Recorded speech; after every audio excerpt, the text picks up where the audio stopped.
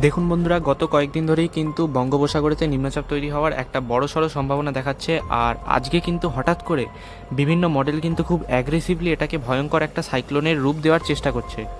তো এভাবে কিন্তু বিস্তারিত জানাবো, আর গরমটা কবে কমতে পারে সে ব্যাপারেও জানানোর চেষ্টা করবো। তো সেই জন্য কিন্তু ভিডিওটা শেষ পর্যন্ত দেখতে থাকবেন। So hi guys, welcome back to my YouTube channel weather explorer. আর ওয়েদারে আরও একটা ইম্পর্টেন্ট এবং লেটেস্ট আপডেট নিয়ে আমি আপনাদের সামনে চলে এসেছি। তো ফ্রেন্ডস, আজকে কিন্তু রবিবার 24 তারিখ। ফার্স্টে আমি গরমের কথাটা বলে নিই একটু শর্টে। তো এই মুহূর্তে কিন্তু রীতিমতো প্রচণ্ড গরম রয়েছে ওয়েস্ট বেঙ্গল সহ ভারতের প্রায় সব জায়গাতেই।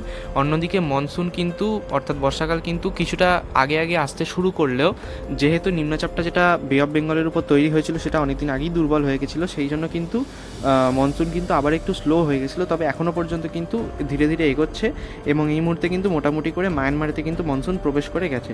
তবে এখনও পর্যন্ত বাংলার কাছাকাছি মনসুন আসেনি এবং সেটা আসতে বেশ দেরি হতে পারে বলেই কিন্তু মনে করছেন আবহাওয়াবিদরা। তবে এই নিম্নচাপটা হলে কিন্তু বর্ষাকাল বেশ অনেকটাই কিন্তু এগিয়ে আসতে পারে।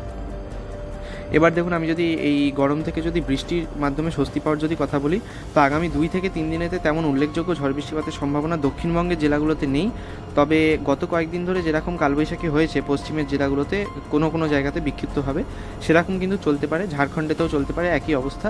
তবে বিভিন্ন আলিপুর আবহাওয়া দপ্তর এবং বিভিন্ন আবহাওয়ার মডেল কিন্তু বলছে যে মঙ্গলবার অর্থাৎ সামনের সপ্তাহের মঙ্গলবার থেকে কিন্তু পরিস্থিতিটা কিছুটা চেঞ্জ হতে পারে। 26 বা 27 তারিখ থেকে দক্ষিণবঙ্গের বিভিন্ন এলাকাতে কিন্তু বিক্ষিপ্তভাবে বজ্রবিদ্যুৎ সহ কালবৈশাখী পরিস্থিতি তৈরি হতে পারে কলকাতা আর তার সংলগ্ন এলাকাতে। অন্যদিকে বাংলাদেশেতে কিন্তু এই বৃষ্টিটা চলতে থাকবে, এই জলীয় বাষ্পের প্রভাবে কালবৈশাখী কিন্তু চলতে থাকবে। এবারে আমি চলে আসি সাইক্লোনের খবরে। তো এই মুহূর্তে যদি আপনি বঙ্গোপসাগরের অবস্থা দেখেন, তো বঙ্গোপসাগর থেকে জলীয় বাষ্পপূর্ণ বাতাস কিন্তু আমাদের ইন্ডিয়ান সাবকন্টিনেন্ট আর বাংলাদেশেও কিন্তু প্রবেশ করছে। যেমনটা মডেল ইসিএমডব্লিউএফ মডেল যেমনটা দেখাচ্ছে, বুধবার 27 থেকে 28 তারিখ নাগাদ একটা লো প্রেশারের কাছাকাছি কিন্তু একটা সার্কুলেশন মায়ানমার সংলগ্ন adjoining east central bay of Bengal আর নর্থ আন্ডামান সি এর কাছাকাছিতে কিন্তু কিছুটা সার্কুলেশনের মতো একটা পরিস্থিতি তৈরি হতে পারে, যেটা কিন্তু তার পরবর্তী 24 থেকে 48 ঘন্টা বা 72 ঘন্টার মধ্যে কিন্তু একটা লো প্রেশার এরিয়াতে কিন্তু তৈরি হতে পারে। এবার দেখুন, আমি যদি এই নিম্নচাপটা তৈরি হওয়ার সম্ভাবনা কতটা বলি তাহলে কিন্তু সেক্ষেত্রে যেটা দেখা যাচ্ছে সম্ভাবনা কিন্তু অনেকটাই বেশি রয়েছে।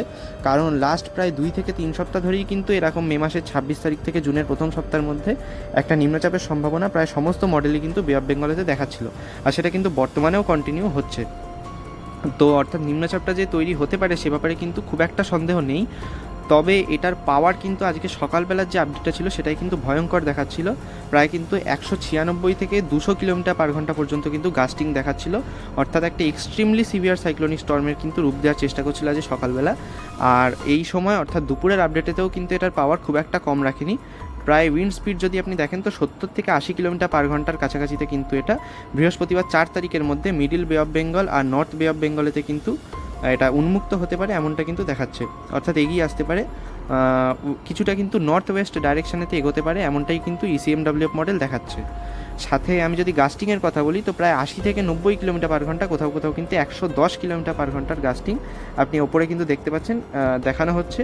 আর তারপরে যদি ঘূর্ণিঝড়টা সকালে কোথায় আছড়ে পড়ার সম্ভাবনা দেখিয়েছিল, দেখুন সকালে কিন্তু ঘূর্ণিঝড়টা আছড়ে পড়ার সম্ভাবনা দেখিয়েছিল বালাসোর থেকে গঙ্গাসাগরের মধ্যবর্তী অঞ্চলেতে, অর্থাৎ আমাদের ওয়েস্ট বেঙ্গলেতে কিন্তু আছড়ে পড়ার সম্ভাবনা দেখিয়েছিল প্রায় 196 থেকে 200 কিলোমিটার পার ঘন্টা বেগে। আবার বর্তমানে কিন্তু ট্র্যাকটা কিছুটা চেঞ্জ করে ওয়েস্ট বেঙ্গল বাংলাদেশ সংলগ্ন কলাপাড়া থেকে হলদিবাড়ির মধ্যবর্তী অঞ্চল দিয়ে কিন্তু পাস করানোর চেষ্টা করছে সাইক্লোনটাকে। তো এবারে আমি কিছুটা ক্ল্যারিটিতে আসি যে এই নিম্নচাপটা কতটা হতে পারে আর এর প্রভাবে কতটা ক্ষয়ক্ষতি হতে পারে। দেখুন, যদি বর্তমান আপডেটের কথা বলি তো আজকের আপডেট অনুযায়ী কিন্তু নিম্নচাপটা একটা শক্তিশালী ঘূর্ণিঝড়েতে রূপান্তরিত হতে পারে। সিভিয়ার সাইক্লোনিক স্টর্ম বা তার থেকেও বেশি গতিবেগ কিন্তু অর্জন করতে পারে, ঘন্টায় 140 কিলোমিটার পার ঘন্টা গতিবেগ কিন্তু অর্জন করতে পারে এমনটা বিভিন্ন মডেল কিন্তু বলছে। আর সেই হিসেবে যদি ভালো করে অনেক বছরকার যদি রেকর্ড দেখা হয়, লাস্ট 10-15 বছরে কিন্তু জুন মাসেতে তেমন কোনো ঘূর্ণিঝড় তৈরি হয়নি। ফলে জুন মাসের 5 থেকে 6 তারিখের মধ্যে এই যে ঘূর্ণিঝড়টার সম্ভাবনা দেখাচ্ছে এটাকে কিন্তু পুরোপুরিভাবে কনফার্ম বলে আমরা ধরে নিতে পারছি না, পুরোপুরিভাবে নিশ্চিত বলে কিন্তু ধরে নেওয়া যাবে না। এই মুহূর্তেও অ্যাটলিস্ট ধরে নেওয়া যাচ্ছে না। আগামী 3 থেকে 4 দিন আরও বেশ কিছুক্ষণ পর্যবেক্ষণ করতে হবে, তারপরে কিন্তু এটার ব্যাপারে আরও কিছুটা ক্লিয়ার আপডেট আমরা পেতে পারি বলে ভাবছি। আর গতিপথের যদি কথা বলি তো গতিপথ কোন দিকে যেতে পারে সে ব্যাপারে এই মুহূর্তে কোনো ধারণাই নেই, কারণ আজ থেকে 3-4 দিন আগে কিন্তু এটাকে একটা সাধারণ নিম্নচাপ হিসেবে দেখানো হয়েছিল আর গতিপথ কিন্তু মায়ানমারের দিকে মডেল কিন্তু দেখিয়েছিল। কিন্তু আজকে কিন্তু সকাল থেকেই ওয়েস্ট বেঙ্গল এবং বাংলাদেশ আর ওড়িশাকে কিন্তু বিপদসংকুল এরিয়ার মধ্যে দেখানো হচ্ছে। ফলে গতিপথ নিয়েও কিন্তু এখনও পর্যন্ত কোনো খোলসা কিন্তু হয়নি। সে ব্যাপারেও কিন্তু আগামী কয়েকদিনের মধ্যে আশা করছি ব্যাপার কিছুটা ক্লিয়ার হতে পারে বা কনফিউশন থাকতেও পারে। তো আমরা অবশ্যই করে কিন্তু আপনাকে প্রত্যেকটা পাই টু পাই লেটেস্ট আপডেট কিন্তু দিতে থাকবো, সেই জন্য চ্যানেলটিকে সাবস্ক্রাইব করতে ভুলবেন না। আজকের জন্য এটুকুই, দেখা হচ্ছে নেক্সট ভিডিওতে। Good bye.